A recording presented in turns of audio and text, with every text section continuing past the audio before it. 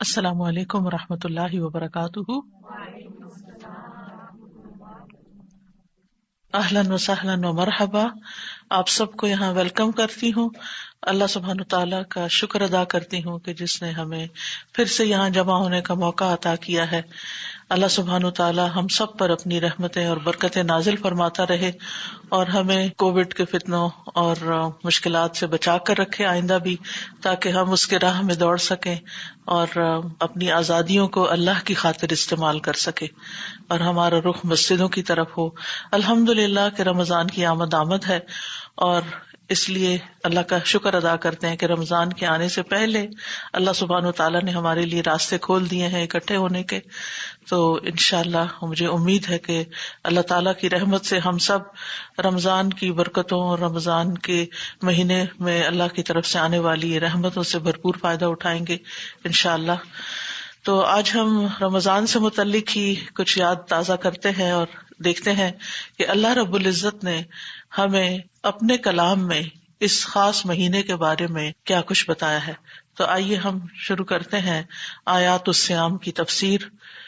نحمدہ ونصلی علی رسولہ الکریم، اما بعد فاعوذ باللہ من الشیطان الرجیم، بسم اللہ الرحمن الرحیم، رب اشرح لی صدری ویسر لی امری واحلل عقدۃ من لسانی یفقہوا قولی۔ يا أيها الذين آمنوا كتب عليكم الصيام كما كتب على الذين من قبلكم لعلكم تتقون أياما معدودات، فمن كان منكم مريضا أو على سفر فعدة من أيام أخر، وعلى الذين يطيقونه فدية طعام مسكين، فمن تطوع خيرا فهو خير له، وأن تصوموا خير لكم إن كنتم تعلمون۔ اے لوگو جو ایمان لائے ہو، تم پر روزہ رکھنا فرض کیا گیا ہے جس طرح تم سے پہلے لوگوں پر فرض کیا گیا تھا، تاکہ تم متقی بن جاؤ۔ گنتی کے چند دن ہیں، پھر جو کوئی تم میں سے بیمار ہو یا سفر پر ہو تو دوسرے دنوں سے تعداد پوری کر لے، اور جو لوگ مشکل سے روزہ رکھنے کی طاقت رکھتے ہیں وہ ایک مسکین کا کھانا فدیے میں دے دیں۔ بس جو کوئی خوشی سے نیکی کرے تو وہ اسی کے لیے بہتر ہے، اور یہ کہ تم روزہ رکھو یہ تمہارے حق میں بہتر ہے اگر تم علم رکھتے ہو۔ روزہ ایک عبادت ہے اور عبادت بندوں پر اللہ کا حق ہے۔ اللہ سبحانہ تعالیٰ نے ہمیں پیدا کیا، وہی ہمارا خالق، مالک، رازق ہے، اسی کی طرف ہم نے لوٹ کر جانا ہے۔ اللہ سبحانہ تعالیٰ نے ہمیں دنیا میں بھیجنے کے بعد جو ہماری تخلیق کا مقصد بتایا وہ ہے کہ ہم اسی کی عبادت کریں۔ وما خلقت الجن والانس الا لیعبدون، کہ میں نے جنوں اور انسانوں کو صرف اپنی عبادت کے لیے پیدا کیا ہے۔ اللہ کی عبادت کے لیے صرف چند ریچولز کو ادا کرنا کافی نہیں، بلکہ اس کے لیے محبت، خضوع یعنی عاجزی، اخلاص اور احسان ضروری ہے۔ یعنی ہماری عبادتوں کے اندر محبت بھی ہو، اللہ سبحانہ تعالیٰ کے آگے عاجزی بھی ہو، اس میں اخلاص بھی ہو، اور وہ عبادت احسان کے درجے پر بھی ہو۔ وہ عبادت محض عبادت نہ ہو بلکہ بہت خوبصورت عمل بن جائے۔ تو حقیقی عبادت وہی ہوتی ہے جس میں انسان اللہ تعالیٰ کے حکم کے آگے جھک جاتا ہے کہ اے میرے رب، تو میرا خالق ہے، تو ہی میرا مالک ہے، تو ہی میرا رازق ہے، میں تیرا بندہ ہوں، میں تیرے حکم کے آگے جھک رہا ہوں، میں اپنی مرضی، اپنی خواہش اور اپنے دل کی چاہت کو ایک طرف چھوڑ کر تیری چاہت کے آگے جھک رہا ہوں۔ اور جب تک یہ محبت شامل نہ ہو، اس وقت تک عبادت کا لطف اور عبادت کا بھرپور فائدہ انسان نہیں اٹھا سکتا۔ ہم دیکھتے ہیں کہ ہمارے دین میں عبادات کی مختلف اقسام ہیں۔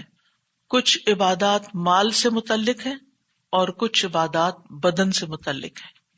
تو مالی عبادات اور بدنی عبادات، اور کچھ دونوں پر ہی مشتمل ہیں، یعنی کچھ میں مال اور بدن کی مشقت دونوں ہی شامل ہیں۔ کچھ عبادات ایسی ہیں جن میں انسان کو صرف اللہ کے حکم کے آگے رک جانا ہوتا ہے، کچھ کرنا نہیں ہوتا، بس جہاں ہمیں سٹاپ لگایا گیا وہاں ہم رک جائیں۔ کہیں پر امتحان میں اللہ کی رضا پر راضی ہو جانا ہی عبادت ہوتا ہے، کسی آزمائش کے وقت، کسی تکلیف کے وقت، کسی دکھ درد کے وقت شکوہ نہ کرنا، پریشان نہ ہونا، اللہ کی رضا کے آگے اپنے آپ کو جھکا دینا، یہ بھی عبادت ہوتا ہے۔ کچھ لوگوں کے لیے مال خرچ کرنا مشکل ہوتا ہے، لیکن کچھ کے لیے مال خرچ کرنا آسان ہے لیکن جسمانی مشقت مشکل ہوتی ہے۔ کچھ لوگ اس کے برعکس ہوتے ہیں۔ کچھ لوگوں کے لیے اپنی پسندیدہ چیز، اپنا پسندیدہ کام چھوڑنا مشکل ہوتا ہے، اور کچھ لوگوں کے لیے یہ بہت آسان ہوتا ہے۔ اسی وجہ سے آپ دیکھتے ہیں کہ اللہ سبحانہ وتعالیٰ نے مختلف طرح کی عبادات رکھی ہیں تاکہ سبھی کا امتحان ہو جائے، یعنی ہمیں جو چیزیں آسان لگتی ہیں وہ بھی ہم کر لیں، اور جو چیزیں ہمیں مشکل لگتی ہیں وہ بھی ہم کریں، کیونکہ عبادت کی اصل اطاعت ہے۔ عبادت میں اصل کام اللہ کی بات ماننا ہے، اللہ سبحانہ وتعالیٰ کے حکم کے آگے سر جھکانا ہے۔ انہی عبادات میں سے ایک عبادت روزہ رکھنا ہے، اور روزہ کیا ہے؟ اپنے پسندیدہ کاموں سے رک جانا۔ روزہ اسلام کی بنیادی عبادات میں سے ہے۔ صحیح بخاری اور مسلم میں آتا ہے، مشہور حدیث ہے، بنی الاسلام علی خمس، اسلام کی بنیاد 5 چیزوں پر ہے، شہادت اللہ الہ الا اللہ وان محمد الرسول اللہ واقام الصلاۃ وایتاء الزکوٰۃ وحج البیت وصوم رمضان۔ اس بات کی گواہی دینا کہ اللہ کے سوا کوئی معبود نہیں، اور یقیناً محمد صلی اللہ علیہ وسلم اللہ کے رسول ہیں، نماز قائم کرنا، زکوٰۃ ادا کرنا، حج ادا کرنا، اور رمضان کے روزے رکھنا۔ تو رمضان کے روزے، پورے مہینے کے روزے اللہ تعالیٰ نے ہم پر فرض کیے ہیں۔ سورۃ البقرہ میں اللہ سبحانہ تعالیٰ نے اہل ایمان کو بہت سے احکامات دیے ہیں، جن میں سے ایک حکم روزے سے متعلق ہے۔ اس میں روزے کی فرضیت، روزے کے اوقات، مریض اور مسافر کے لیے روزے کی رخصت، روزوں کا فدیہ، اور رمضان کے مہینے کی فضیلت، دعا کی اہمیت اور اعتکاف کے مسائل سبھی کو چند آیتوں میں بیان کر دیا ہے۔ یعنی روزے سے متعلق جتنی بھی چیزیں ہیں وہ ان آیات میں بیان ہو گئی ہیں، باقی تفصیلات ہمیں فقہ کی کتابوں میں ملتی ہیں، احادیث سے ملتی ہیں۔ روزے کی فرضیت کا جب حکم دیا گیا تو اللہ سبحانہ وتعالیٰ نے یا ایھا الذین آمنوا کہہ کے پکارا۔ اللہ سبحانہ وتعالیٰ نے قرآن مجید میں مختلف لوگوں کو مختلف طرح سے پکارا ہے۔ اللہ تعالیٰ نے یا بنی اسرائیل کہہ کے بنی اسرائیل کو پکارا، یا اہل الکتاب کہہ کے اہل کتاب کو، یہود و نصارہ کو پکارا، یا ایھا الناس کہہ کے تمام انسانوں کو پکارا۔ اسی طرح انبیاء کو بھی یا نوح، یا ابراہیم، یا موسیٰ، اور رسول اللہ صلی اللہ علیہ وسلم کو یا ایھا الرسول کہہ کے پکارا، اور ہم سب کو یا ایھا الذین آمنوا کہہ کے پکارا۔ اور یہ کتنا خوبصورت ٹائٹل ہے کہ ہمارا ذکر ایمان کے ساتھ ہوا ہے۔ یا ایھا الذین آمنوا، اے لوگو جو ایمان لے آئے ہو، جو مان گئے ہو، جنہوں نے اللہ سبحانہ وتعالی اور اس کے رسول اور ان کی طرف سے آنے والی تعلیمات پہ لبیک کہہ دیا ہے، جنہوں نے اپنے آپ کو اللہ کے آگے جھکا دیا ہے۔ اور پھر جب کوئی حکم خاص ہوتا ہے تو اس کے لیے پکار بھی خاص ہوتی ہے، اس لیے یا ایھا الذین آمنوا کہہ کے یہاں پر اللہ سبحانہ تعالیٰ نے ہماری توجہ اس اہم حکم کی طرف مبذول کی ہے۔ ابن مسعود کہتے ہیں جب آپ کو اللہ یا ایھا الذین آمنوا کہہ کے پکارے، یا آپ اللہ تعالیٰ کو یا ایھا الذین آمنوا فرماتے ہوئے سنیں تو اپنے کانوں کو اس حکم کی طرف لگا دیں، توجہ کریں، اس کو غور سے سنیں، کیونکہ یا تو وہ کوئی خیر کا کام ہوگا، کوئی نیکی کا کام ہوگا، تمہارے فائدے کا کام ہوگا جس کا اللہ تعالیٰ تمہیں حکم دے رہا ہوگا، یا پھر وہ کوئی ایسا کام ہوگا جس سے اللہ تعالیٰ تمہیں منع فرما رہا ہوگا۔ تو دونوں صورتوں میں اللہ تعالیٰ کی پکار کے آگے جھک جانا ہی عبادت ہے، یہی بندگی ہے۔ تو یا ایھا الذین آمنوا، اے لوگو جو ایمان لائے ہو، کتب علیکم الصیام، تم پر روزے فرض کر دیے گئے ہیں۔ کتبہ کا معنی ہوتا ہے کتبہ سے لکھ دینا، اور لکھی ہوئی چیز جو ہوتی ہے وہ ایک پکی بات ہوتی ہے۔ ایک ہوتی ہے زبان سے کہی بھی، اور ایک ہوتی ہے زبان سے کہنے کے ساتھ ساتھ لکھ کر کسی کو کچھ دینا۔ تو کتبہ یعنی تمہارے لیے لکھ دیا گیا، مراد ہے تم پر فرض کر دیا گیا، اور فرض کرنے والا کون ہے؟ اللہ رب العزت۔ اللہ سبحانہ تعالیٰ نے تم پر فرض کیا ہے کیا؟ الصیام۔ الصیام جو ہے یہ سامہ یصوم کا مصدر ہے، جیسے قامہ یقوم کا مصدر قیام، تو سامہ یصوم کا مصدر صیام۔ یہ صوم کی جمع نہیں ہے، کیونکہ بہت سے لوگ اس کو مغالطے میں صوم کی جمع سمجھتے ہیں۔ صوم بھی مصدر ہے اور صیام بھی مصدر ہے، مراد ہے روزہ رکھنا۔ صوم اصل میں کہتے ہیں کسی بھی کام سے رک جانا، چاہے کھانا پینا ہو یا بات چیت کرنی ہو یا چلنا پھرنا ہو۔ اسی لیے گھوڑا چلنے سے یا چارہ کھانے سے رکا ہوا ہو تو اس کو فرس صائم کہتے ہیں۔ فرس صائم، جو گھوڑا چلے نہ، چلنے میں مشکل کرے، چارہ ڈالے تو کھائے نہ، رکا ہوا ہو، گھوڑے کے لیے لفظ صائم استعمال ہوتا ہے، اسی سے نام بھی صائمہ رکھتے ہیں۔ خیر ہم تو روزہ دار کے معنوں میں رکھتے ہیں۔ اسی طرح جب ہوا رک جاتی ہے تو اس وقت بھی اس کو صوم کہتے ہیں۔ اسی طرح خاموشی کو بھی صوم کہتے ہیں، یعنی انسان جب بولنے سے رک جاتا ہے۔ اور اسی لیے اللہ سبحانہ تعالیٰ نے مریم علیہ السلام کو یہ حکم دیا تھا کہ جب لوگ تم سے اس بچے کے بارے میں، عیسیٰ علیہ السلام کے بارے میں سوال کریں کہ بچہ کہاں سے آیا، کیونکہ تم تو شادی شدہ بھی نہیں، تو اس وقت تم کیا کہنا؟ انی نذرت للرحمن صوما، میں نے رحمان کے لیے روزے کی نظر مانی۔ اور ان کی شریعت میں چپ کا روزہ بھی ہوتا تھا۔ فلن اکلم اليوم انسیا، آج میں کسی انسان سے بات نہیں کر سکتی کیونکہ میں روزے سے ہوں۔ جب تم خاموش رہو گی تو مسئلہ حل ہو جائے گا۔ اب دیکھیے کہ بہت سے الزامات اور بہت سے اعتراضات کا جواب خاموشی ہوتا ہے۔ انی نذرت للرحمن صوما، اللہ کی خاطر چپ ہوں۔ بعض اوقات ایسا ہوتا ہے نا کہ کوئی شخص آپ کے اوپر خواہ مخواہ کی باتیں کر رہا ہوتا ہے، آپ کو برا بھلا کہہ رہا ہوتا ہے، آپ کو ستا رہا ہوتا ہے، اور آپ کو معلوم ہوتا ہے کہ اگر میں یہاں بولی تو بہت بڑا فتنہ پڑ جائے گا، اور بولنے سے مسئلہ حل ہونے کی بجائے اور بگڑ جائے گا، تو پھر آپ کو کیا بہتر لگتا ہے؟ صوم۔ اور یہی ٹیکنیک یہاں بیان کی گئی حضرت مریم کے لیے کہ جب لوگ بہت بری بھلی باتیں کریں گے تو پھر اگر وہ اپنے آپ کو ڈیفینڈ کریں بھی تو ان کی سنے گا کون؟ تو بہتر یہی ہے کہ اللہ کی خاطر خاموشی اختیار کر لی جائے، اللہ تعالیٰ خود دفاع کرے گا۔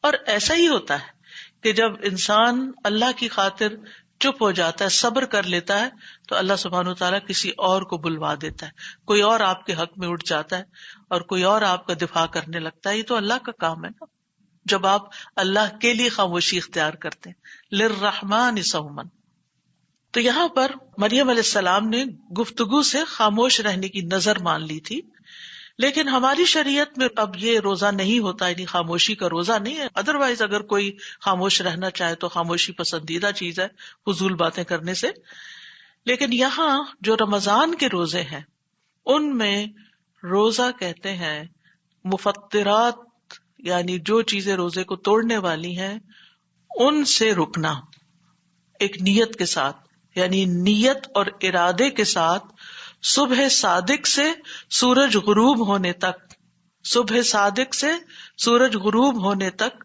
کھانے پینے اور جماع سے رکنے کا نام صوم ہے۔ اللہ سبحانہ تعالیٰ نے مسلمانوں پر رمضان کے مہینے کے روزے شعبان 2 ہجری میں فرض کیے تھے۔ اس سے پہلے روزہ اس طریقے پر فرض نہیں تھا۔ نبی صلی اللہ علیہ وسلم نے رمضان کے روزوں کو اسلام کے 5 ارکان میں سے ایک رکن شمار کیا ہے۔ روزے کی جو فرضیت ہے یہ بھی بتدریج ہوئی ہے، سٹیپ بائی سٹیپ. سب سے پہلے مسلمانوں کو ہر مہینے میں 3 دن روزے رکھنے کا حکم تھا، اور اسی طرح عاشورہ کا روزہ. پھر اس کے بعد جب یہ روزے فرض ہو گئے، یعنی رمضان کا مہینہ پورا اس کام کے لیے منتخب کر لیا گیا، تو پھر اس مہینے کے روزے فرض کر دیے گئے اور وہ منسوخ کر دیے گئے. لیکن پھر بھی رعایت رکھی گئی ابتدا میں، اور وہ رعایت کیا تھی کہ جو لوگ روزے کو برداشت کرنے کی طاقت رکھتے ہوں، پھر اگر روزہ نہ رکھنا چاہیں تو وہ ہر روزے کے بدلے مسکین کو کھانا کھلا دیں. اور بعد میں دوسرا حکم نازل ہوا اور یہ عام رعایت منسوخ ہو گئی، لیکن مسافر اور جو بیمار ہے یا حاملہ ہے، ایسی خواتین جو دودھ پلا رہی ہوں یا حمل کے زمانے سے گزر رہی ہوں، یا وہ لوگ جو انتہائی بوڑھے ہو چکے ہوں یا ایسی بیماری کا شکار ہو چکے ہوں کہ جن میں روزہ نقصان دے سکتا ہو، تو ان کے لیے یہ حکم پھر بھی باقی رہا کہ وہ روزہ رکھنے کی بجائے اس کے بدلے میں فدیہ ادا کر دیں. اور اگر کوئی ایسا مریض ہے کہ جو رمضان میں روزہ وقتی طور پر نہیں رکھ سکتا لیکن بعد میں وہ صحت مند ہو جاتا ہے، تو اس کے لیے کیا حکم ہے کہ وہ اپنے روزوں کی قضا دے دے. اب دیکھیں کہ سال کے 12 مہینے ہیں، اور ان سب مہینوں میں رمضان کا مہینہ اللہ سبحانہ تعالیٰ کا محبوب مہینہ ہے، اور یہ وہ مہینہ ہے جس میں قرآن بھی نازل ہوا ہے. اس مہینے کو اللہ سبحانہ تعالیٰ نے ہماری اس عبادت کے لیے مخصوص کیا ہے کہ ہم یہ پورا مہینہ روزے رکھیں اور اللہ کا قرب حاصل کریں، اور اس کے ذریعے ہم تقویٰ حاصل کریں. جہاں تک رمضان کے روزوں کی فرضیت کا تعلق ہے، تو اس آیت کے علاوہ ایک اور حدیث سے ہمیں پتہ چلتا ہے کہ ایک اعرابی پریشان حال بکھرے ہوئے بالوں کے ساتھ رسول اللہ صلی اللہ علیہ وسلم کی خدمت میں حاضر ہوا. اس نے پوچھا کہ یا رسول اللہ صلی اللہ علیہ وسلم، مجھے آگاہ کیجئے کہ اللہ نے مجھ پر کتنی نمازیں فرض کی ہیں؟ آپ نے فرمایا 5 نمازیں، اور یہ بات ہے کہ تم اپنی خوشی سے جتنے چاہو نفل ادا کرو. پھر اس نے کہا مجھے بتائیے کہ اللہ نے مجھ پر روزے کتنے فرض کیے ہیں؟ آپ نے کیٹیگوریکلی فرمایا رمضان کے مہینے کے. ہاں، یہ اور بات ہے کہ تم اپنی خوشی سے کچھ اور روزے رکھ لو، یعنی نفلی روزے رکھ لو. پھر اس نے پوچھا اور بتائیے اللہ نے مجھ پر زکوٰۃ کس طرح فرض کی ہے؟ تو آپ نے اسے پھر اس کی تفصیل بتائی، اور پھر ظاہر ہے کہ زکوٰۃ کے علاوہ صدقات بھی ہوتے ہیں. تو اس اعرابی نے کہا اس ذات کی قسم جس نے آپ کو عزت دی ہے، نہ میں اس میں سے جو اللہ نے مجھ پر فرض کیا ہے کچھ بڑھاؤں گا، اور نہ ہی اس میں سے کچھ گھٹاؤں گا، نہ میں اس میں زیادہ کروں گا نہ میں اس سے کم کروں گا. اس پر رسول اللہ صلی اللہ علیہ وسلم نے فرمایا اگر اس نے سچ کہا تو یہ فلاح پا گیا، اور فرمایا اگر سچ کہا تو جنت میں جائے گا. یعنی جو انسان صحیح طریقے سے اپنے ان فرائض کو پورا کر لیتا ہے تو وہ اللہ تعالیٰ کی رضا کا مستحق ہو جاتا ہے اور اس کے لیے جنت کا وعدہ ہے. اب یہاں پر یہ فرمایا گیا کہ یا ایھا الذین آمنوا کتب علیکم الصیام، تم پر روزے رکھنا فرض کیا گیا. آگے فرمایا کما کتب علی الذین من قبلکم، جیسے ان لوگوں پر فرض کیا گیا تھا جو تم سے پہلے تھے. اس میں تخصیص نہیں کی گئی کہ کون سے لوگ، کون پہلے، کیا اہل کتاب کے لوگ یا اس سے بھی پہلے کے لوگ. تو حقیقت یہ ہے کہ یہ جو اسلام کی بنیادی تعلیمات ہیں، یہ 5 بیسک پلرز جو ہیں، یہ ابتدا سے ہی ہیں. یعنی شہادتین، توحید اور رسالت کے اوپر ایمان لانے کا حکم جو ہے، یہ ہر پیغمبر کی بنیادی دعوت کا ایک اصول رہا ہے. ہر نبی نے آ کر لوگوں کو ایک اللہ کی عبادت کی طرف بلایا، لا الہ الا اللہ، اور پھر رسالت میں جو بھی اس وقت کا رسول ہوتا تھا اس پر ایمان لانا فرض ہوتا تھا. جب دین مکمل ہو گیا اور آخری نبی رسول اللہ صلی اللہ علیہ وسلم تشریف لائے تو پھر لا الہ الا اللہ محمد الرسول اللہ کہہ کے قیامت تک اسلام میں داخل ہونے کا طریقہ بتا دیا گیا. جب تک کوئی یہ دونوں حصے نہیں پڑھتا مسلمان نہیں کہلاتا. اگر کوئی یہ کہے کہ میں لا الہ الا اللہ کہتا ہوں لیکن محمد الرسول اللہ نہیں مانتا تو وہ مسلمان شمار نہیں ہوگا. اگر وہ روزے بھی رکھے نمازیں بھی پڑھے تو اس کی کوئی عبادت قبول نہیں جب تک وہ محمد الرسول اللہ نہ کہے. یہ ایمان لانا ضروری، یہ بنیادی عقائد میں سے ہے. پھر اس کے بعد آپ دیکھیے کہ جہاں تک نماز کا تعلق ہے تو نماز بھی ابتدا سے ہی چلی آ رہی ہے. اور اس میں ہم دیکھتے ہیں کہ حضرت اسماعیل کے بارے میں آتا ہے کان یأمر اہلہ بالصلاۃ والزکوٰۃ، کہ وہ اپنے گھر والوں کو نماز اور زکوٰۃ کا بھی حکم دیتے تھے. تو اس سے یہ پتہ چلتا ہے کہ نماز بھی تھی اور زکوٰۃ بھی تھی. اور ابراہیم علیہ السلام نے جو اللہ سبحانہ تعالیٰ کا گھر تعمیر کیا اور اللہ تعالیٰ نے ان کو حکم دیا کہ وہ اذن فی الناس بالحج، کہ لوگوں کو حج کے لیے بلائیے، تو اس سے یہ پتہ چلتا ہے کہ اس سے پہلے بھی خانہ کعبہ موجود تھا، کیونکہ انہی بنیادوں پر اس کو اٹھایا گیا تھا. اور اس کے بعد باضابطہ حج ہوا، اور تمام انبیاء کے بارے میں آتا ہے کہ وہ اس گھر کی زیارت کرتے رہے. اور مسجد خیف کے بارے میں بھی آتا ہے کہ وہاں بھی بہت سے انبیاء نے نماز ادا کی. تو اس سے پتہ چلتا ہے کہ یہ عبادت صرف ہم پر فرض نہیں ہوئی بلکہ پچھلی امتوں پر بھی فرض رہی ہے، اور یہ بنیادی عبادتوں میں سے بھی ہے. لیکن اب سوال یہ پیدا ہوتا ہے کہ کیا ہمارا روزہ حکم، وقت اور مدت کے اعتبار سے انہی کی طرح ہے یا صرف حکم میں مماثلت ہے؟ تو بات یہ ہے کہ حکم میں مماثلت، یعنی جیسا ان کو حکم دیا گیا تھا کہ روزے رکھو، ایسے ہی ہمیں بھی حکم دیا گیا. باقی جو فقہی تفصیلات ہوتی ہیں، فروعات ہوتی ہیں، وہ ہر شریعت میں اپنی اپنی ہوتی ہیں. ایک حدیث اس بات کی بہت اچھی طرح وضاحت کرتی ہے کہ پچھلی امتوں میں عبادات کے اعتبار سے کیا تعلیمات تھیں. نبی صلی اللہ علیہ وسلم نے فرمایا، مسند احمد کی روایت ہے، یحییٰ علیہ السلام نے بیت المقدس میں بنی اسرائیل کو جمع کیا، حتیٰ کہ جب مسجد بھر گئی تو وہ ایک ٹیلے پر بیٹھ گئے، بس اللہ کی حمد و ثنا بیان کی اور فرمایا، بے شک اللہ عز و جل نے مجھے 5 باتوں کے متعلق حکم دیا ہے کہ میں خود بھی ان پر عمل کروں اور تمہیں بھی ان پر عمل کرنے کا حکم دوں. ان میں سے سب سے پہلی چیز یہ ہے کہ تم صرف اللہ کی عبادت کرو اور اس کے ساتھ کسی کو شریک نہ ٹھہراؤ. اب یہ یحییٰ علیہ السلام اپنی قوم کو کہہ رہے ہیں. دوسری چیز، میں تمہیں نماز کا حکم دیتا ہوں. تیسری چیز، میں تمہیں روزوں کا حکم دیتا ہوں.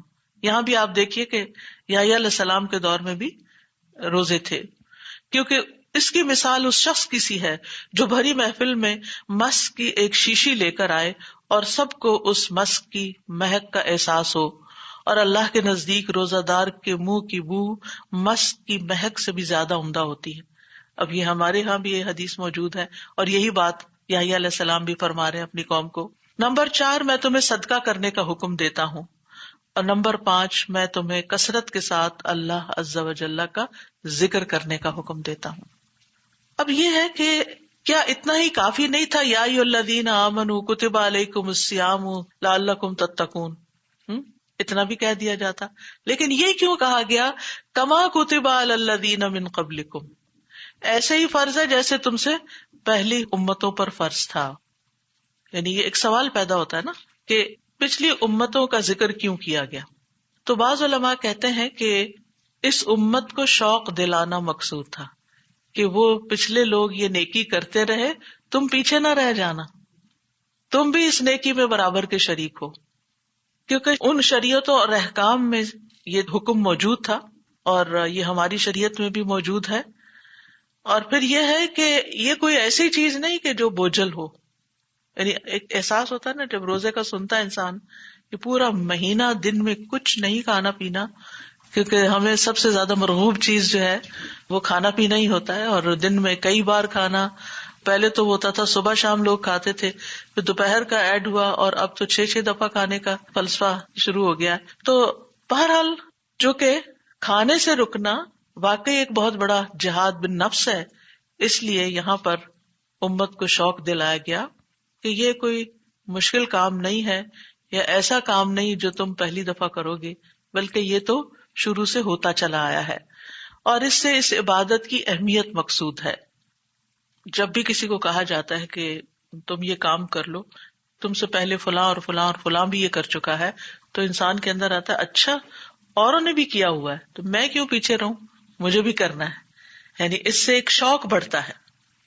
اور ویسے بھی یہ ہے کہ ہر امت کے نیک صالح متقی لوگوں کا یہ طریقہ کار رہا ہے کہ وہ تقوی کے لیے، اللہ کی عبادت کے لیے روزے کا طریقہ اختیار کرتے رہے.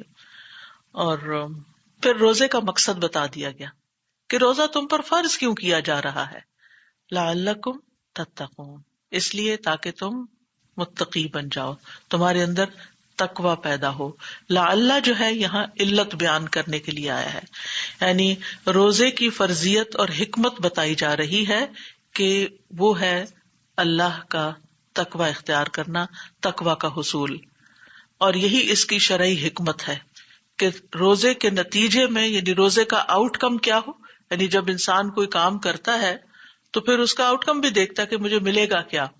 تو آخرت کے فائدے تو ہیں ہی، دنیا کے بھی کچھ فائدے ہیں، اور یہ کہ انسان دنیا میں تقوی کے ساتھ زندگی بسر کرتا ہے. تقوی کیا ہے؟ امام راغب کہتے ہیں تقوی یہ ہے کہ انسان نفس کی حفاظت ایسی چیز سے کرے جو گناہ میں ڈالتی ہے، اور یہ حرام چیز کو چھوڑنے کے ساتھ ہوتا ہے، اور اس کی تکمیل یعنی اس کی کمپلیشن بعض جائز اور مباح کاموں کو چھوڑنے کے ساتھ ہوتی. یعنی ایک ہوتا ہے صرف حرام چیزوں کو، مکروہ چیزوں کو چھوڑ دینا، اور ایک یہ ہے کہ ان چیزوں کو بھی اللہ کی خاطر اللہ کے حکم کے ساتھ چھوڑ دینا جو جائز ہیں، مباح ہیں، حلال ہیں. کھانا پینا حلال ہے، شوہر بیوی کا تعلق حلال ہے، لیکن جس پیریڈ آف ٹائم میں اللہ تعالیٰ نے منع کیا اس سے رک جانا، اس لیے کہ اللہ کی رضا حاصل ہو، یہی تقوی ہے. فیروز آبادی کہتے ہیں تقوی سے مراد ہر اس چیز سے پرہیز کرنا ہے جس میں نقصان ہو، اور وہ ہے نافرمانی اور فضول کام. ایک قول یہ بھی ہے کہ تقوی سے مراد نفس کی لذتوں کو ترک کر دینا ہے، یعنی نفس جن چیزوں سے لذت پاتا ہے، اور یہی دو چیزیں انسان کو لذت دیتی ہیں، تو ان چیزوں کو چھوڑ دینا اور خواہشات کی مخالفت کرنا. چائے پینے کو دل چاہ رہا ہے تو نہیں، چائے نہیں پی سکتے. پانی پینے کا دل چاہ نہیں، پانی نہیں پی سکتے. کوئی میٹھی چیز کھانے کے دل چاہ نہیں، وہ بھی نہیں کھا سکتے. کچھ بھی نہیں کھا سکتے. نو نو نو. تو یہ کیا ہے؟ نفس کی یا خواہش کی مخالفت ہو رہی ہے. اور انسان جتنا بھی مضبوط ہو بہت دفعہ غلطی کرتا ہے نفس کی پھسلن کی وجہ سے، نفس کی کمزوری کی وجہ سے. تو جب آپ نفس کی مسلسل مخالفت کرتے ہیں تو آپ اسٹرانگ ہو جاتے ہیں، نفس کے مقابلے میں آپ کے اندر ہمت آ جاتی ہے. آپ پھر نفس کی بہت سی ایسی خواہشات کو بھی کنٹرول کر جاتے ہیں جو عام طور پر آپ نہیں کر سکتے. یعنی آپ کے مسلز بلڈ ہو جاتے ہیں آسان زبان میں. یعنی آپ اس سے اتنی مشقت کا کام لیتے ہیں، اتنا اس کو توڑتے ہیں، اتنا اس کی مخالفت کرتے ہیں کہ پھر وہ کمزور پڑ جاتا ہے، اور بہت سی ایسی چیزیں جو عام طور پر آپ نہیں کر سکتے پھر آپ آسانی سے کر گزرتے ہیں. تو روزے کا مقصد کیا ہے؟ گناہوں سے بچنے کی عادت ڈالنا.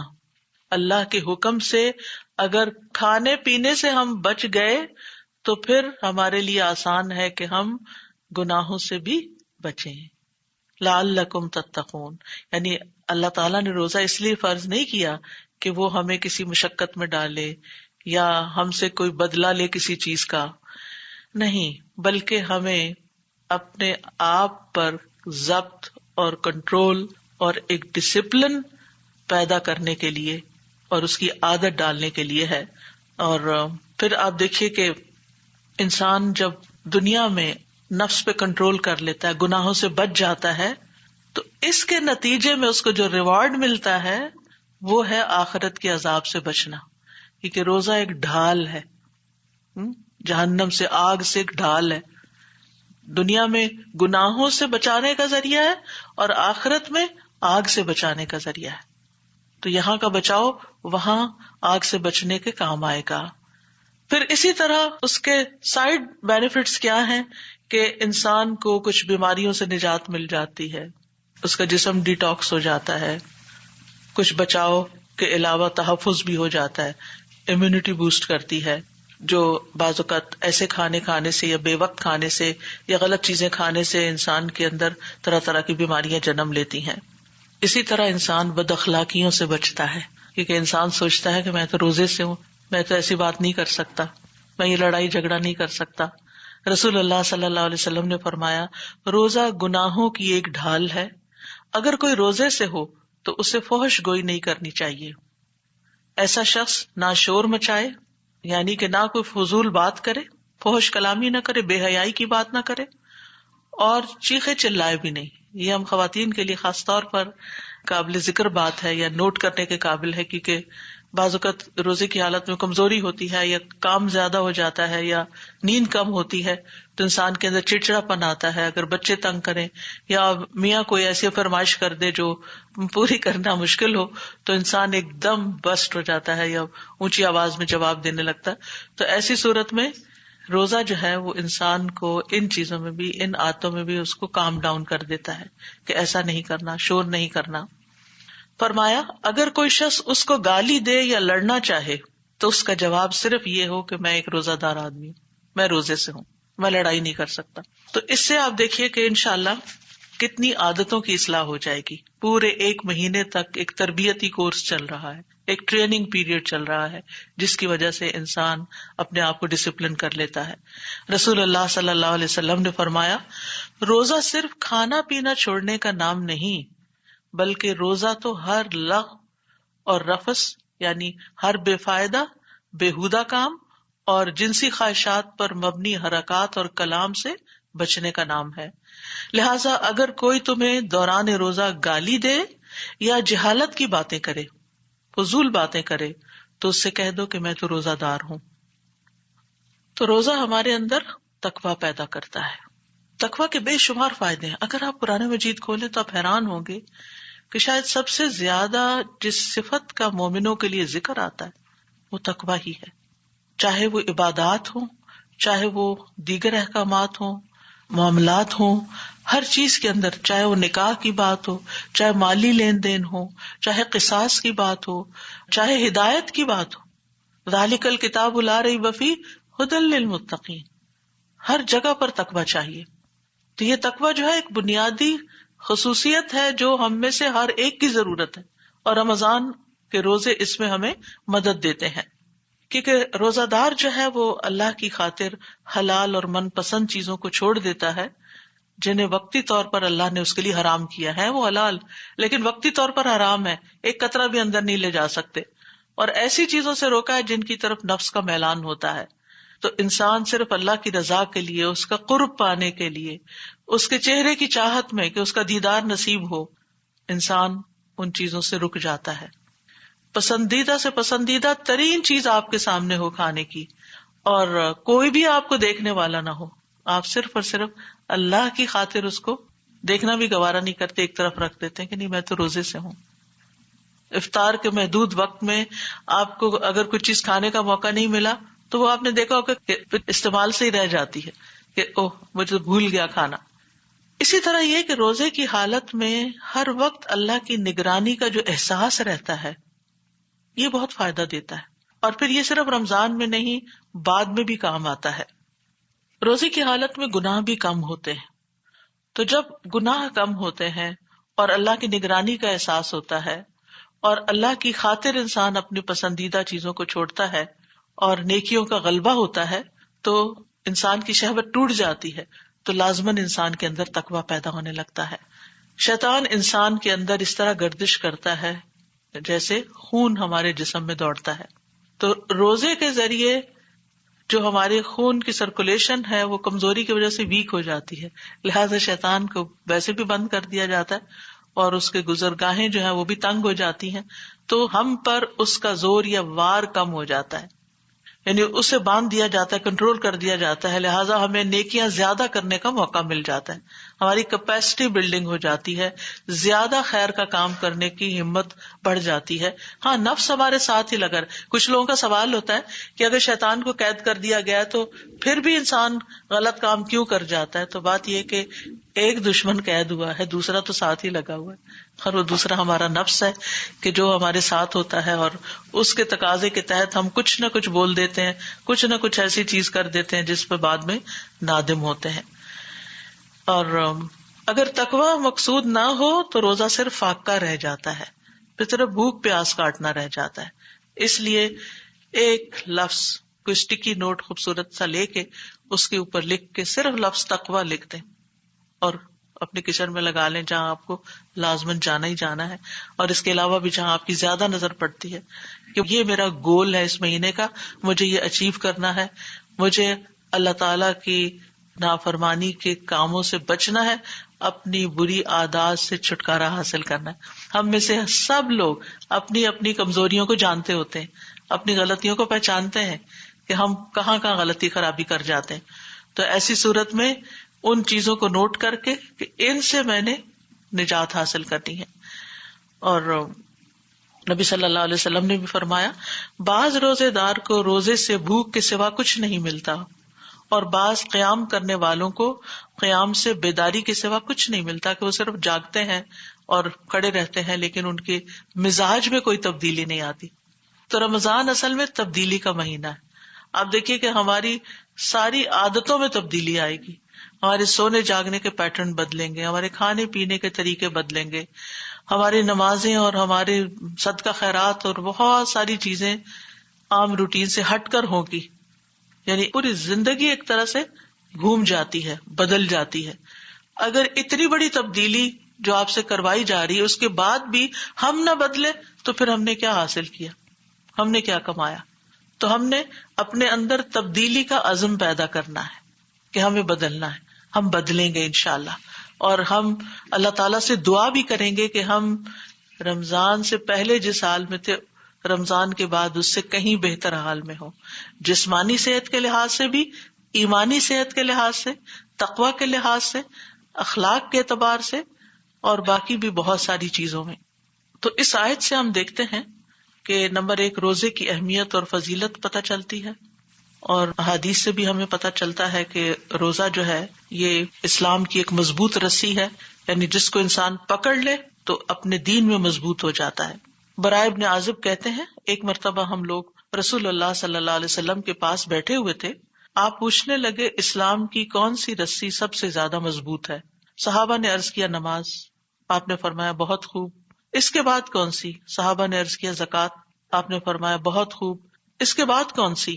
صحابہ نے عرض کیا رمضان کے مہینے کے روزے، آپ نے فرمایا بہت خوب۔ تو یہ ایک مضبوط رسی ہے اسلام کی جسے ہمیں مضبوطی سے پکڑنا ہے۔ اسی طرح آپ صلی اللہ علیہ وسلم نے فرمایا، اللہ عز و جل اس شخص کو جس کا اسلام میں کوئی حصہ ہو اس کی طرح نہیں کرے گا جس کا کوئی حصہ نہ ہو۔ اور اسلام کا حصہ 3 چیزیں ہیں، نماز، روزہ اور زکوٰۃ۔ حج تو کوئی کرتا ہے نا، لیکن یہ 3 چیزیں، اور ان میں سے بھی پھر بعض لوگ زکوٰۃ نہیں دے پاتے، اسی لیے دونوں کو کمبائن بھی کیا گیا، نماز روزہ کر لو۔ غریب سے غریب شخص بھی یہ 2 کام ضرور کر سکتا ہے۔ ابو امامہ کہتے ہیں کہ رسول اللہ صلی اللہ علیہ وسلم سے پوچھا گیا کون سا عمل افضل ہے؟ آپ نے فرمایا اپنے اوپر روزے کو لازم کر لو، کیونکہ روزے جیسا کوئی عمل نہیں، یعنی اس میں ساری عبادات شامل ہو جاتی ہیں۔ پھر آپ اگر روزہ رکھتے ہیں اور روزہ رکھ کے آپ نماز بھی پڑھتے ہیں، آپ قرآن بھی پڑھتے ہیں، آپ ذکر بھی کرتے ہیں، آپ صدقہ خیرات بھی کرتے ہیں، آپ بہت سی چیزوں سے جن سے روکا گیا ان سے رکتے بھی ہیں، یعنی ایک روزے کے ساتھ اور بہت ساری نیکیاں اس میں اکٹھی ہو جاتی ہیں، شامل ہو جاتی ہیں۔ پھر اسی طرح روزے کو مومن کا قلعہ کہا گیا ہے، یعنی جس طرح فورٹ ہوتا ہے اور اس میں انسان آ جاتا ہے تو محفوظ ہو جاتا ہے۔ فرمایا روزہ ڈھال ہے اور یہ مومن کے قلعوں میں سے ایک قلعہ ہے، یعنی جو اس کی حفاظت کرتا ہے۔ ایک اور حدیث میں آتا ہے مسند احمد کی، آپ نے فرمایا بے شک روزہ تو ایک ڈھال ہے جس کے ذریعے بندہ جہنم سے اپنا بچاؤ کرتا ہے۔ یعنی آپ اگر روزہ رکھے ہوئے ہوں اور کوئی کمزوری محسوس ہو یا تھکاوٹ محسوس ہو یا کسی بھی قسم کی کوئی تکلیف محسوس کریں تو فوراً خیال کریں کہ یہ میرے لیے جہنم سے بچاؤ کا ایک ذریعہ ہے۔ اور جہنم کی آگ آپ کو معلوم ہے کہ انہا لإحدی الکبر، بہت بڑی بلاؤں میں سے ہے جہنم۔ کل میں بچوں کے ساتھ بات کر رہی تھی، بتا رہی تھی کہ جہنم کی ڈیپتھ کتنی ہے، کہ وہ ایک پتھر جو جہنم میں پھینکا گیا 70 سال کے بعد جہنم کی تہہ میں پہنچا۔ ایک پتھر گرتے ہوئے شاید 1 سیکنڈ لگتا ہے اس چھت سے، اگر آپ نیچے گرائیں تو وہ کتنی گہری ہوگی، کتنی گہری ہوگی، اور پھر وہاں سے نکلنا بھی ناممکن۔ تو کتنی ہی چیزیں ایسی ہیں کہ جو نافرمانی کے کام ہے، جو انسان کو اس آگ کی طرف لے جاتے ہیں۔ روزہ جو ہے اس آگ کو بجھانے کا کام دیتا ہے اور اس سے بچاؤ کا کام دیتا ہے، تو اس لیے اس کا یہ فائدہ بھی ہمیشہ ذہن میں رہے۔ پھر اسی طرح روزے کا اجر اللہ کے ذمے ہے، اللہ سبحانہ وتعالیٰ نے اس کو خاص امپورٹنس دی ہے کہ ابن آدم کا ہر نیک عمل خود اسی کے لیے ہے سوائے روزے کے، کیونکہ وہ خاص میرے لیے ہے، میں ہی اس کا بدلہ دوں گا۔ ویسے تو ہر چیز کا بدلہ اللہ تعالیٰ ہی دے گا، لیکن جس طرح انسان روزے کی حالت میں ریاکاری سے بچتا ہے اور ایک لانگیسٹ عبادت ہوتی، آپ دیکھیں کہ جب آپ زکوٰۃ دیتے ہیں کچھ تو تھوڑی دیر میں آپ دے کے فارغ، آپ نے نماز پڑھی آدھے گھنٹے میں فارغ، لیکن روزہ تو کئی گھنٹوں پر مشتمل ہوتا ہے، اور پھر یہ کہ مسلسل آپ اس کیفیت سے گزر رہے ہوتے ہیں، تو یہ آپ کے لیے اللہ سبحانہ وتعالیٰ کے ہاں سے خاص انعام اور خاص اجر پانے کا ذریعہ بن جاتا ہے۔ اور اس میں ایک وجہ یہ ہے کہ چونکہ روزہ نفس کی لذات کو توڑتا ہے، نفس کی لذات سے روکتا ہے، تو اس لیے خاص اللہ کے لیے ہو جاتا ہے، یعنی انسان اللہ کی بات مان کر اپنے نفس کی بات کو پیچھے کر دیتا ہے۔ اور پھر یہ ہے کہ یہ ایک راز ہے بندے اور اللہ کے بیچ میں۔ آپ نے کہیں چھپ کے کچھ کھا پی لیا، کسی کو کیا خبر؟ وہ کہتے ہیں نا حل لک سر، کیا تمہارا کوئی ایسا چھپا ہوا عمل ہے جو صرف تمہیں اور تمہارے رب کو پتا ہو، کسی اور کو پتا نہ ہو؟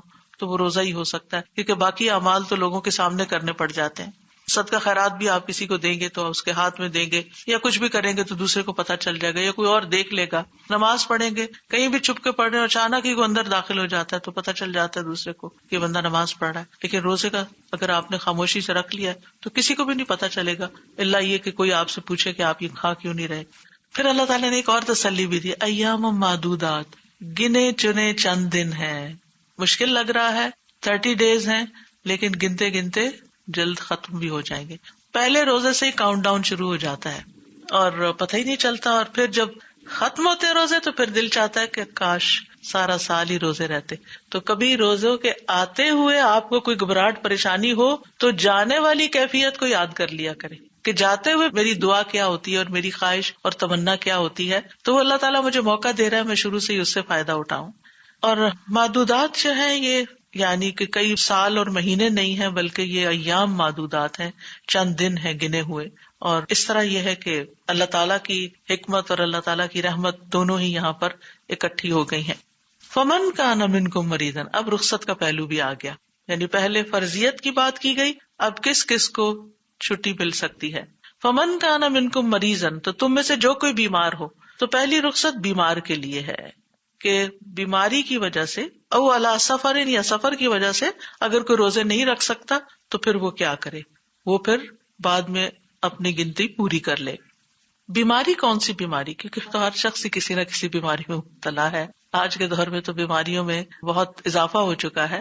یہاں مراد وہ بیماری ہے جو روزے کی حالت میں زیادہ بڑھ جائے یا روزے سے اس بیماری کو نقصان پہنچے، یعنی انسان کا نقصان ہو جائے، اس کی جان یا اس کے کسی عضو کے اندر کوئی زیادہ مشکل آ جائے۔ یہ اس لیے میں تھوڑا الیبوریٹ کرنا چاہتی ہوں کہ عام طور پر لوگ بعض اوقات سر درد کو بیماری بنا لیتے ہیں، اور بعض لوگ بڑی سے بڑی بیماری کو بھی بیماری نہیں سمجھتے، روزہ رکھ بیٹھتے ہیں اور پھر بے ہوش ہوتے ہیں۔ تو اس میں اعتدال کا راستہ ضروری ہے، یعنی کرائیٹیریا کیا ہے؟ ایسی بیماری جس کی وجہ سے روزہ رکھنا مشکل ہو، روزہ رکھنا نقصان دہ ہو، یا روزہ رکھنے سے بیماری سے نکلنا مشکل ہو جائے، یعنی ڈیلے ہو جائے، شفا یاب نہ ہو سکے آپ، یا روزہ رکھنے کی وجہ سے ڈاکٹر آپ کا علاج نہ کر سکے۔ یعنی کچھ علاج ایسے ہوتے ہیں، مثلا دانت میں درد ہے اور آپ کو تکلیف بہت زیادہ ہے، ویسے تو اس سے مراد یہ نہیں کہ آپ اپنے دانت صاف کرانے چلے جائیں روزے کی حالت میں، نہیں، اگر کوئی ایسی تکلیف آ گئی ہے کہ اب اس میں کچھ تھوڑا سا سرجیکل ایلیمنٹ بھی شامل ہو گیا ہے یا کچھ اور اس میں آپ کو اندیشہ ہے کہ پانی اندر چلا جائے گا یا آپ روزہ رکھنے سے آپ کو تکلیف بڑھ جائے گی یا نقصان دہ ہو سکتا، تو اس صورت میں روزہ چھوڑا جا سکتا ہے۔ لیکن یہ نہیں کہ تھوڑا بہت، کیونکہ روزے میں سب کے دانت سینسیٹیو ہو جاتے ہیں، یعنی یہ کوئی ان یوزول بات نہیں ہے، یعنی روزے کی ایک علامات میں سے ہے۔ تو ایسی چھوٹی چھوٹی چیزوں میں روزہ نہیں چھوڑا جا سکتا۔ ہاں، اگر کوئی آپ کو ایسی بیماری ہے، مثلاً کوئی انفیکشن شدید ہو گیا ہے جس کو اگر ٹائملی ٹریٹ نہ کیا گیا تو وہ بہت ڈینجرس ہو سکتا ہے، اور اس کے لیے آپ کو ہر 4 گھنٹے کے بعد ڈوز لینی ہے اور آپ چھوڑ نہیں سکتے اس کو، تو ایسی صورت میں روزہ چھوڑ سکتے ہیں آپ۔ لیکن اگر آپ کوئی ایسی دوا لیں جو صبح شام لے کر کام چل جائے، کوئی آلٹرنیٹ موجود ہو، تو اس میں پھر دوسرا اختیار کر لیں۔ پھر دوبارہ دہرائی دیتی ہوں کہ بیماری کون سی؟ جو روزے کی وجہ سے زیادہ ہو جائے، یعنی روزہ رکھنے سے بیماری بڑھ جائے، روزے کی وجہ سے شفا یابی میں تاخیر ہو جائے، شفا ڈیلے ہو جائے، یا روزہ رکھ کے کوئی بیماری پیدا ہو جائے۔ بعض اوقات یہ ہوتا ہے نا، کچھ لوگوں کو ایسا شدید السر ہوتا ہے کہ اگر وہ روزہ رکھ لے تو وہ اور زیادہ بڑھ جائے گا، کئی اور بیماریاں بھی ہو سکتی۔ لیکن روزے کی تلخی تو ہر شخص کسی نہ کسی درجے میں محسوس کرتا ہی ہے، تو اگر بیماری بڑھے نہیں ہے بیمار لیکن اتنی ہی رہتی ہے، روزہ رکھے یا نہ رکھے ایک ہی حساب ہے، تو روزہ رکھنا بہتر ہے، بلکہ روزہ رکھنا چاہیے۔ اسی طرح اگر ہلکا سا زکام ہو گیا، فلو ہو گیا، سر درد ہو گیا ہے، یا جسم کے کسی اور حصے میں درد ہو گیا، گھٹنوں کا درد ہو گیا، تو اس میں روزہ رکھنا فائدہ دے گا، نقصان نہیں دیتا۔ اسی طرح یہ ہے کہ ایسا شخص جو روزے میں شدید مشقت کا شکار ہو جاتا ہے، یعنی کچھ لوگوں کے لیے ان کی جسمانی ساخت ایسی ہوتی ہے کہ اگر وہ روزہ رکھ لیں تو کسی کام کے قابل نہیں رہتے اور خطرے کے قریب چلے جاتے ہیں، تو ایسی صورت میں یعنی ان کے لیے مستحب ہے اگر وہ روزہ رکھ لیں یہ سوچ کے کہ اگر بہت زیادہ حالت خراب ہو گئی تو میں روزہ پھر کھول لوں گا، یعنی پھر وہ توڑنے میں نہیں آئے گا بلکہ وہ مشروط نیت کے ساتھ ہی روزہ رکھیں گے۔ تو ایسی صورت میں بھی اگر کوئی شخص سمجھتا ہے کہ مجھے نقصان نہیں ہوتا لیکن میں بہت زیادہ ایگزاسٹ ہو جاتا ہوں، تو روزہ رکھنا جو ہے یہ بہتر ہے، کیونکہ لا عدل لہ، روزے جیسی کوئی اور چیز ہے نہیں۔ لیکن اگر کوئی بیمار ہے اور اس کی بیماری بڑھ گئی تو ایسی صورت میں پھر روزہ رکھنا حرام بھی ہے، یعنی اپنے آپ کو نقصان دینے کی ہمیں اجازت نہیں ہے۔ پھر بوڑھے شخص کے لیے بھی رخصت ہے، لیکن سب بوڑھے ایک جیسے نہیں ہوتے، کچھ لوگ اچھی خاصی ایج کے ہوتے ہیں لیکن روزہ ان کو کچھ بھی نہیں کہتا۔ میری والدہ محترمہ ماشاءاللہ 78 ایئرس کی تھی جب وہ فوت ہوئی، اور جس ہفتے میں وہ فوت ہوئی اس ہفتے انہوں نے ایام بیس کے روزے اس شک میں تھی کہ پتہ نہیں داخل ہو گیا یا نہیں، ایک دن پہلے سے ہی رکھ لیا، اور ہر مہینے اسی طرح گرمی ہو سردی ہو انہوں نے یہ روزے رکھنے ہی رکھنے، پھر سوموار کا روزہ رکھ لیا، پھر جمعرات کا رکھ لیا۔ تو اب کوئی کہے کہ وہ کیا اب ایجڈ نہیں تھی، ایجڈ تھی، لیکن پھر بات یہی ہے کہ کچھ لوگ جوانی میں بھی ہمت کم رکھتے ہیں اور کچھ بڑھاپے میں بھی ہمت کے مالک ہوتے ہیں، تو ہمیں اپنی کیپیسٹی بلڈ کرنی ہے، نیکی کے کاموں کے لیے اپنی ہمت بڑھانی ہے، ایک دوسرے کو موٹیویٹ کرنا ہے، ایک دوسرے کو ایسی ٹپس دینی ہے کہ جس سے مشکل کام آسان ہو جائے، یعنی کرنے کے طریقے بتانے ہیں۔ اسی طرح یہ ہے کہ حیض اور نفاس والی خاتون جو ہے وہ بھی روزہ نہیں رکھے گی۔ دودھ پلانے والی کے لیے رخصت ہے، اگر بچہ اتنا چھوٹا ہے کہ وہ صرف دودھ پر ہے۔ دیکھیے کچھ عرصے کے بعد، جیسے 4 مہینوں کے بعد ویننگ پیریڈ شروع ہو جاتا ہے یا 6 مہینے کے بعد، اور ماں اس کو دوسری غذا بھی ساتھ دے سکتی ہے، اور اگر بچہ تھوڑا کم دودھ پی لیتا ہے تو کوئی اتنے نقصان کی بات نہیں۔ لیکن اگر 2 مہینے کا بچہ ہے یا 3 مہینے کا بچہ ہے اور وہ صرف دودھ ہی لے رہا ہے، اس کو منع ہے، نہ وہ پانی لے رہا نہ کچھ اور فارمولا لے رہا ہے، تو ایسی صورت میں اگر ماں اس کو اپنا دودھ نہیں دیتی اور فارمولا پہ لگا دیتی ہے کہ میں نے تو روزے رکھنے ہیں، تو یہ کوئی نیکی کا کام نہیں ہے۔ آپ روزے چھوڑ سکتے ہیں اور بعد میں ان کو دوبارہ رکھ لیں۔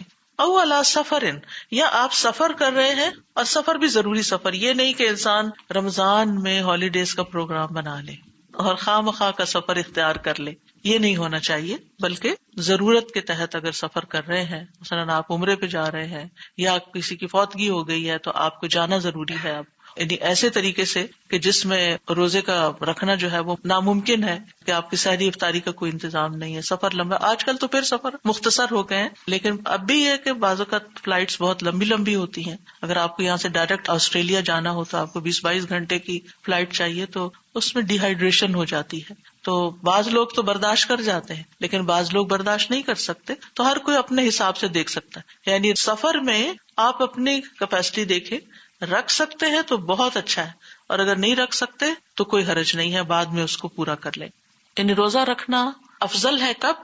جب روزہ رکھ کے کوئی مشقت نہ ہو، چاہے آپ سفر کر رہے ہیں، اور اگر ایسی مشقت نہیں کہ جو مقیم کو ہوتی ہے، جیسے گھر میں مشقت ہو رہی ہے روزہ رکھ کے، ایسے ہی سفر میں ہے، تو پھر روزہ رکھنا ہی بہتر ہے۔ لیکن اگر کوئی چھوڑنا چاہتا ہے پھر بھی تو سفر کی وجہ سے چھوڑ بھی سکتا ہے۔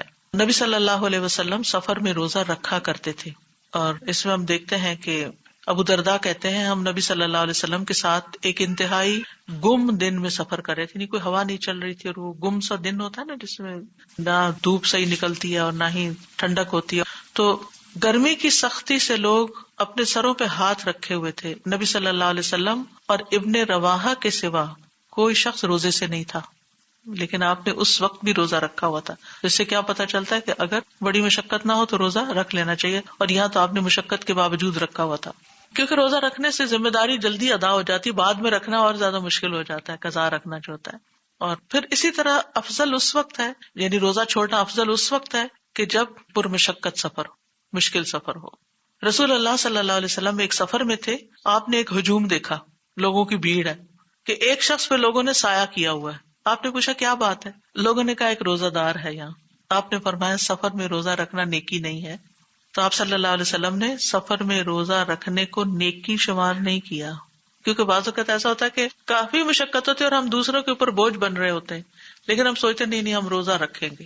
تو روزہ رکھ کے دوسروں کو مشکل میں ڈال دینا یہ کوئی نیکی کا کام نہیں ہے. ایسے میں جو لوگ روزہ نہ رکھیں اور دوسروں کی خدمت میں لگے رہیں وہ افضل ہیں بنسبت اس کے کہ جو روزہ رکھ کے بس بیٹھے رہیں.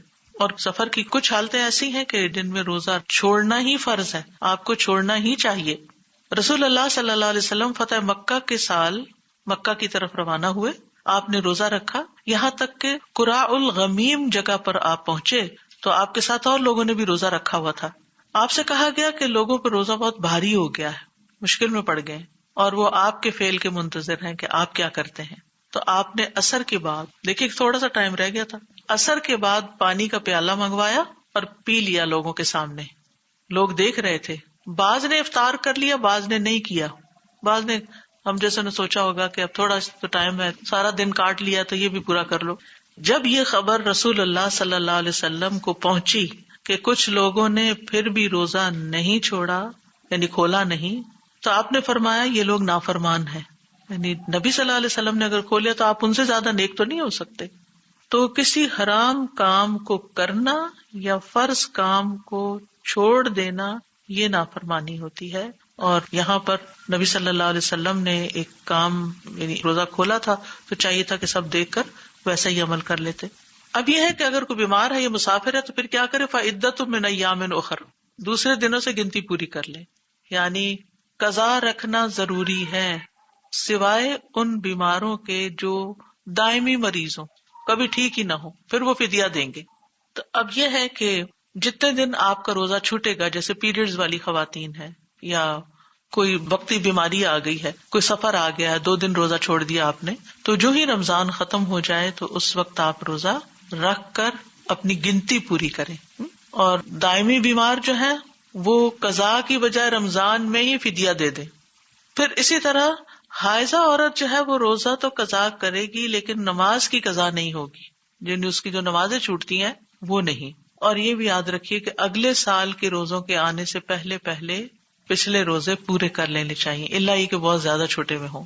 ابو سلمہ کہتی ہیں میں نے عائشہ رضی اللہ تعالیٰ عنہا کو فرماتے ہوئے سنا کہ مجھ پر رمضان کے فوت شدہ روزے ہوتے تھے اور میں شعبان کے مہینے کے علاوہ قضا نہیں کر سکتی تھی. یحییٰ کہتے ہیں جو راوی ہیں کہ نبی صلی اللہ علیہ وسلم کی خدمت میں مشغول ہونے کی وجہ سے انہیں قضا کا وقت نہیں ملتا تھا.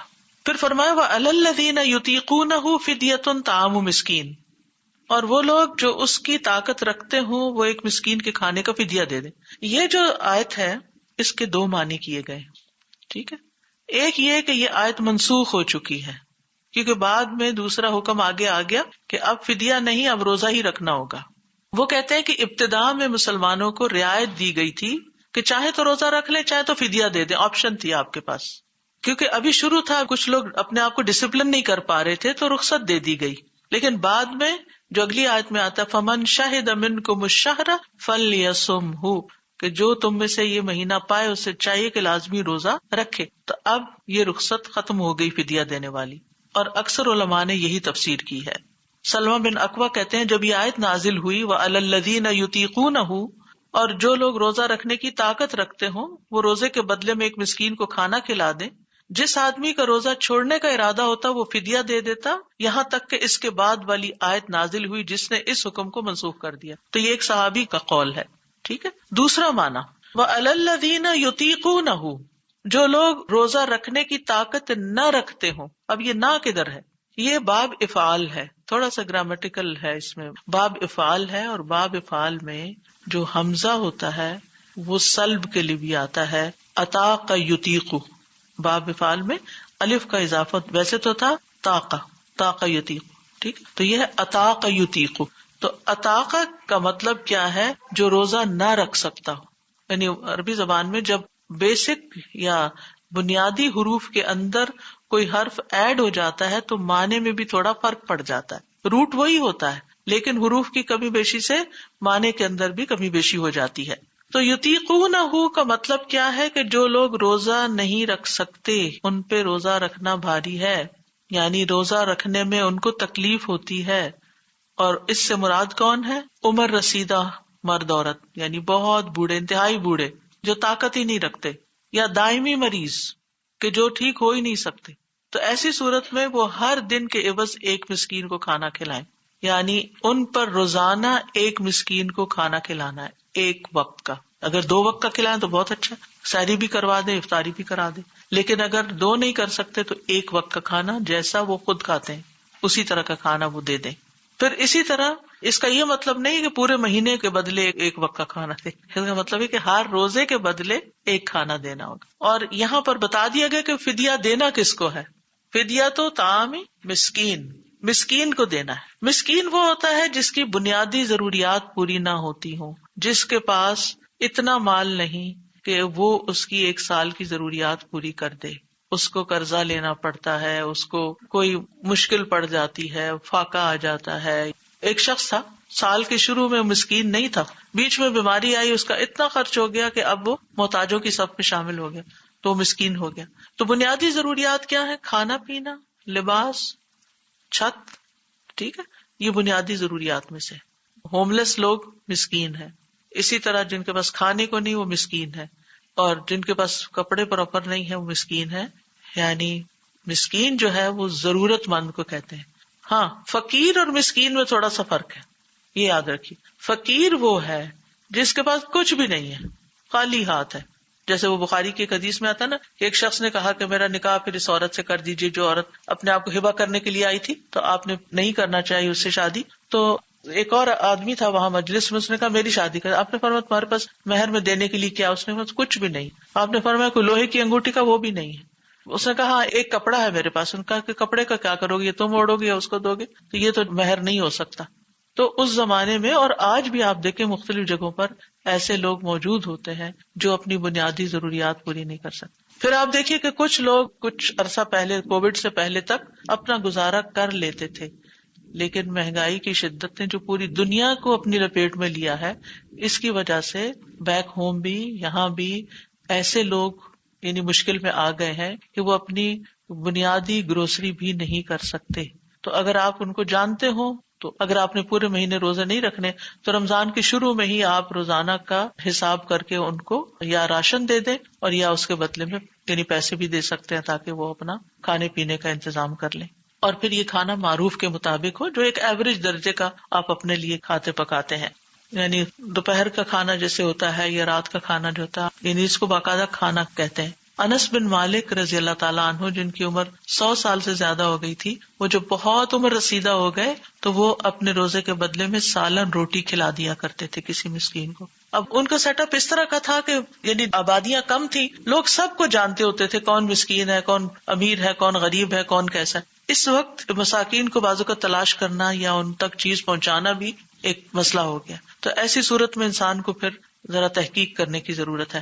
فمن تطوع خیرا فہو خیر لہ، تو جو خوشی سے کوئی نیکی کرے تو وہ اس کے لیے زیادہ بہتر ہے. اللہ تعالیٰ اپنے بندوں کو ترغیب دے رہا ہے کہ نیکی کے اعمال کو زیادہ سے زیادہ کریں، یعنی کسی کے جبر اور زبردستی کے بغیر خوشی سے کام کریں. یعنی کوئی آپ کو مجبور کرنے والا نہ ہو، آپ اپنے دل کی خوشی سے نیکی کریں. یعنی ایک تو اسی آیت کے پچھلے حصے کے ساتھ تعلق ہے کہ 1 سے زیادہ مسکینوں کو کھلا دیں، اور دوسرا یہ ہے کہ روزہ بھی رکھیں بعد میں، اور ابھی اگر آپ کو چھوڑنے پڑ رہے ہیں تو ساتھ ساتھ مسکین کو کھانا بھی کھلا دیں.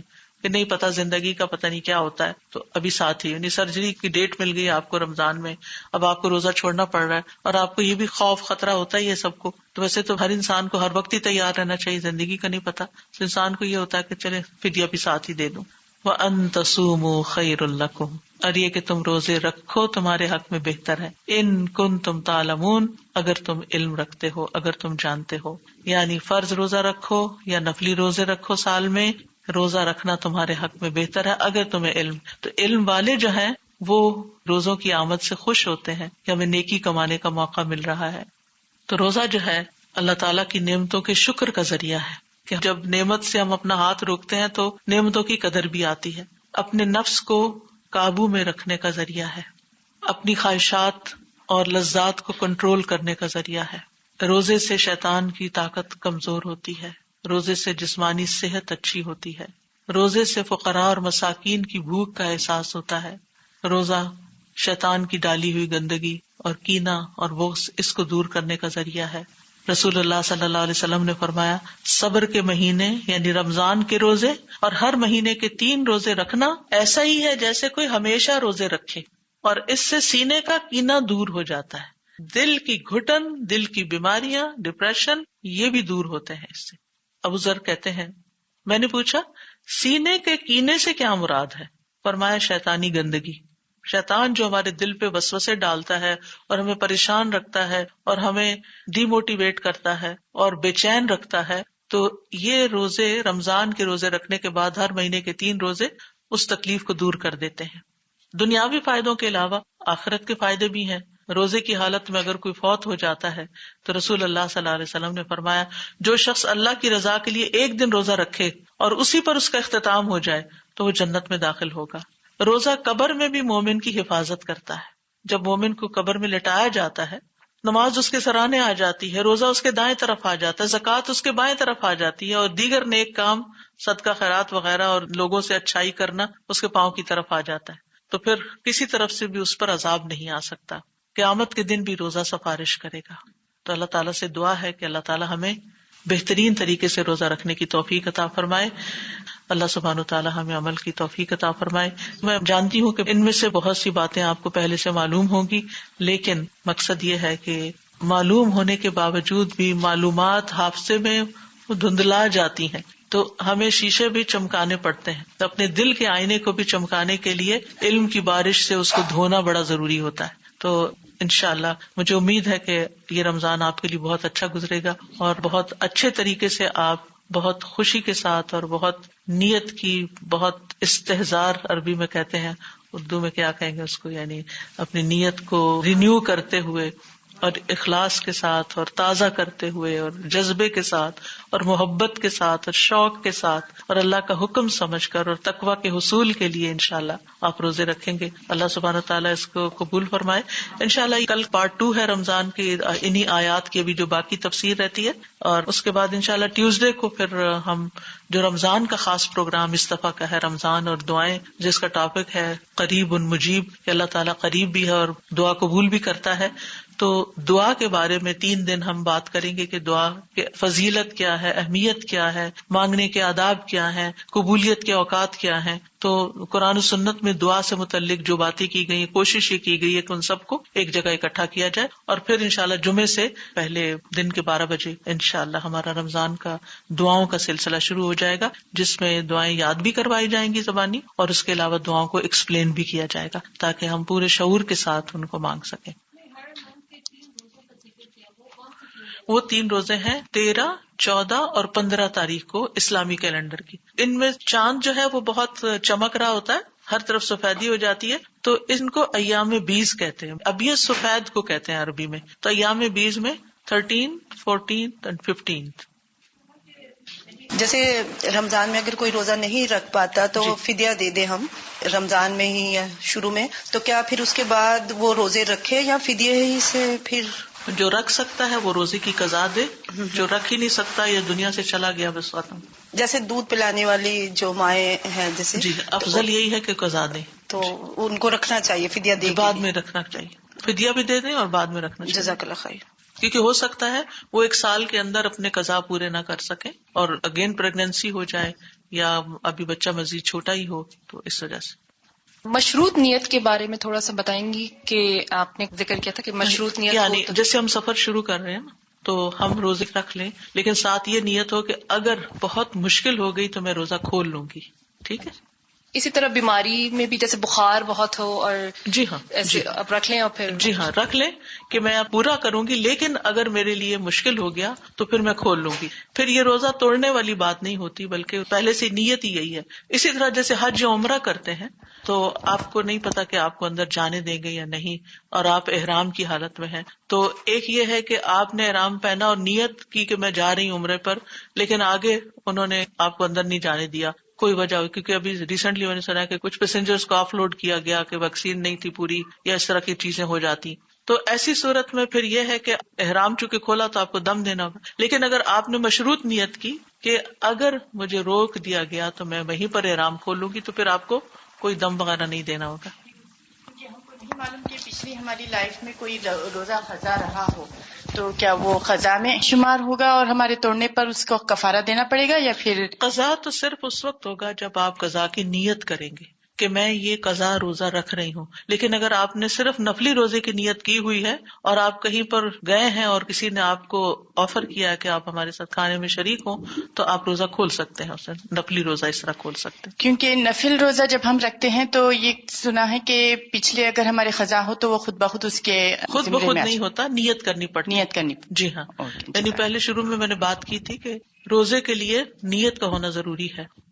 شوال کے جو روزے ہوں گے وہ پہلی پرائیورٹی ہوتی ہے نا رمضان کے بعد، یا جو مسڈ روزے ہوں گے وہ پہلی جی، پرائیورٹی. اس میں افضل یہی ہے کہ پہلے قضا روزے رکھ لیے جائیں اور اس کے بعد شوال کے رکھے جائیں.